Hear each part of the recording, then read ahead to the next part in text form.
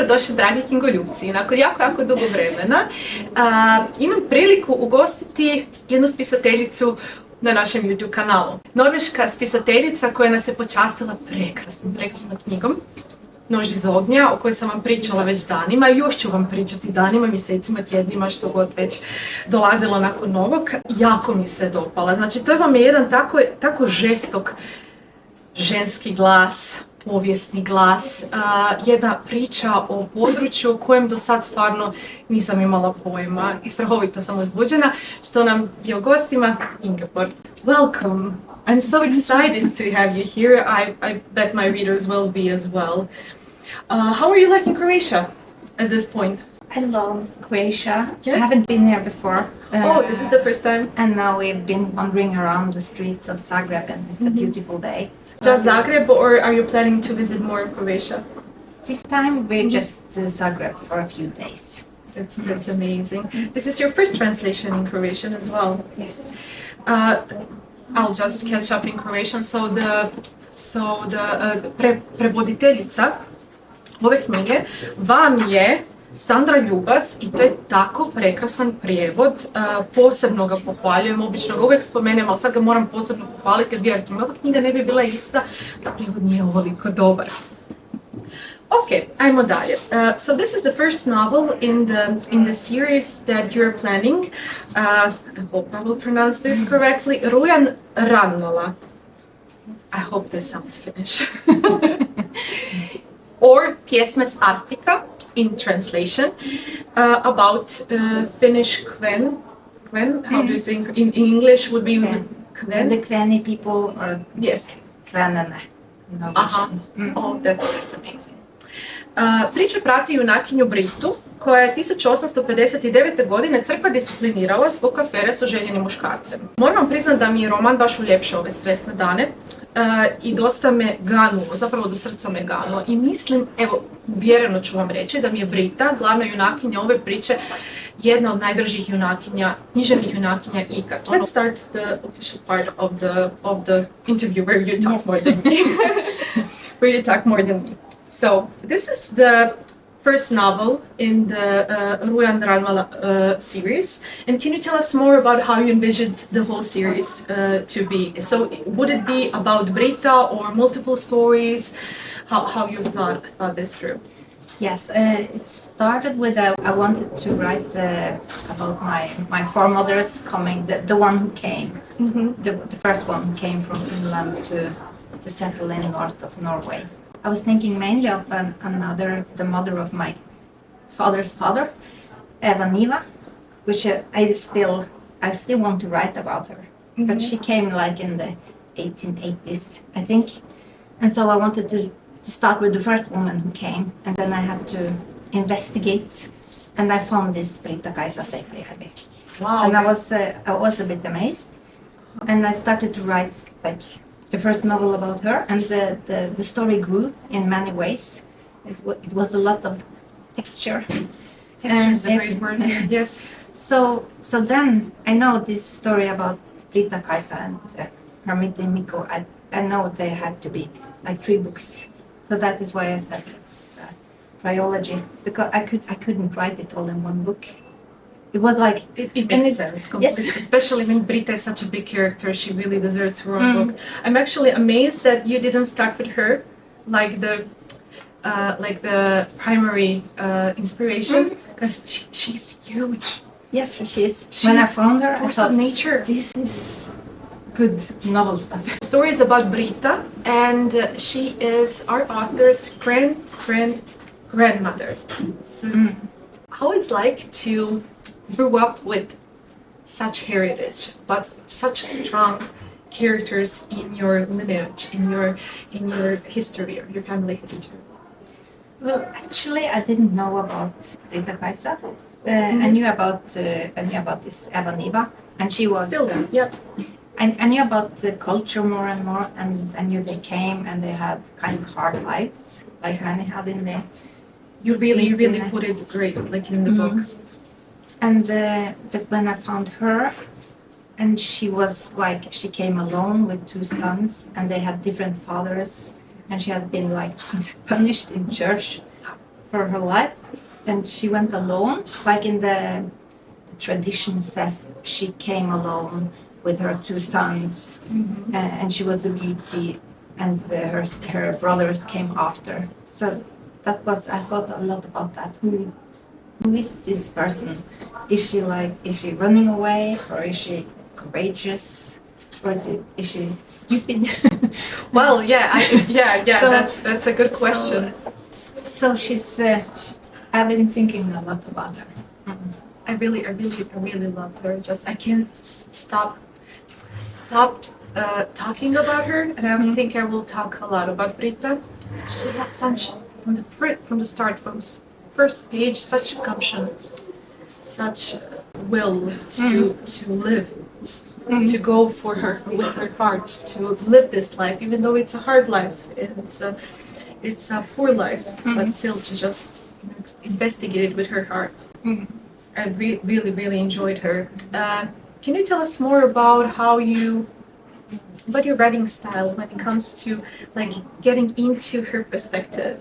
I think that was the best part. As you can see, I have this book, and it has a lot of zastavice, a lot of places that I really loved, and they will almost always from her point of view. And just when you kind of dive into her character, it's very poetic, and very deep, and very just connectable. Yes, I tried in the beginning. I tried to write both, I am doing this. I'm Britom Caisam, or she. It's more common to use she. She went on her skis in 1959. But all the time I tried, the I perspective was first person perspective was so much better, stronger. So I had to go with that and just think, okay, if I'm going to write about another person later, maybe that will be a her, or maybe that will be a new first person perspective. So that plays a part in going into a character, but also I thought a lot about who she was. I wasn't like just deciding, oh, she's pretty and she's 35 And this things happened to her, and this things happened to her. It's more like I was wondering a lot about her. So maybe she had the time to like grow in the way she wanted. So I'm pleased with the. I have these pictures that when she smiles, the sun shines. She can like. And I smiled the whole time. Yes. Whenever you put that, I was just all smiles. Yes, so I think it's true about her. I didn't know at the start, but when like you can really feel that, like when she comes into the community, everybody can feel her beauty, not just see her beauty, but just how independent she is, how unique she is, how strong-willed she is, but also soft. Also all these, like, she really shines in her romance story. She doesn't get lost in her romance story, which I really love. She becomes more. Can you tell us more about the romance part? Because many people actually describe this novel as a romance novel. It's much more than that, but it's a great, courageous romance novel. I think it's kind of horrible that she comes to. It is a bit horrible, yes. Which is the place where the Arvola family came and settled, and she really likes this Mikelaska figure that is already married and has the best farm in Naden, and she has a plan to find a decent man to marry. And a fisherman. Yes, a good life, a secure life, and they can't help themselves. They're like drawn to each other, and I so wish that they. If I was going to like imagine it all from my own mind, I it wouldn't go this far. It would not. But I know that it happened. They did it, and he like sacrifices everything to be with her when he finally chooses her. So he did it. I don't know sometimes, but then it's life. It's a very like lifelike story, because when you do sometimes very stupid things, Like you just have to. But it's not just about Britta. It's not just about her character. It's not just about her story. It's not just about her love story. And you have all this specter of really vivid characters and their lives. And it's not just, we're poor and it's hard. It's so vivid, and their language is so vivid, and the way they live with nature and how nomadic they are. I assume it was a lot of research and everything. But how did you approach those characters, and which ones did you love most? First, when I found the story about Britom Caisam Seipajærvi, I thought, oh, this is a great novel, and I just want to write like the love story, the romance. I don't have to care about all the details and be accurate about when the border was set and who argued with who. But when you are writing a romance story, there are other characters. There are neighbors, friends, it's a community love story. So they had to be there. So a lot of the people are like accurate people, but some of them I write most about is made up, so I can be more free. And also, like, one of the characters in Naden is Paul Ekdal, in Poland. Is my name for him. He's I know he has no relatives living in Norway or in Naden, so he's like one of the bad guys. Like, yes, and I felt free with that. And then I have been to a lot of like receptions and talk about the book in Norway, and a lot of people love it. And one time they were like, I'm in family with Paul Ekdal. And I was like, oh, are you angry? He says, no, I love him. so I wanted them to be like real in their lives and showing the history that I've found. Like yes, I think they told a lot of stories to each other because they didn't have television or mobile phones or radio or even a lot of books. Maybe only the Bible, I think. They didn't have rooms to go in.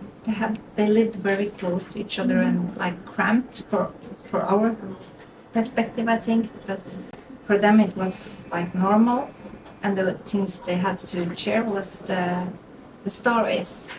And then I created people that would like be good in stories, and also how they tell the stories to each other. And it's like everything can happen feeling. I love that. And I haven't thought about it that way, especially since it's linguistically so rich, like from multiple language perspectives. The way you explained your how surnames are made, or just the way they're talking. It's so real, it's so rich, and a lot of stories are in it. It's such a joy to read those characters, and they really come alive. Like at least I felt like that. I like Heikki the most. I think the youngest son. So he's so open to the world. He doesn't have any judgment in him. He doesn't think too much. It's just he's living his life. And his older brother is more dark and has a problem with his mother being like loose and going from man to man. And why isn't she married? Why did they have to move from his grandmother? And she said she was going to find somebody to marry and everything would be okay. And again the same thing happens. Yes. So he's like, I think he's moody and more dark. Yeah. I really love how they both have this. They're not just pawns in the story. No. They have their own beautiful light. Let's say it like that. I really loved how you used nature how you use nature in your story. I mean, it's a big part of their life. They're living in this wilderness, basically. But especially when it comes to her, how she uses how she's connected to the nature. She often says that, like, she heals people, but she always says, "I'm better with animals."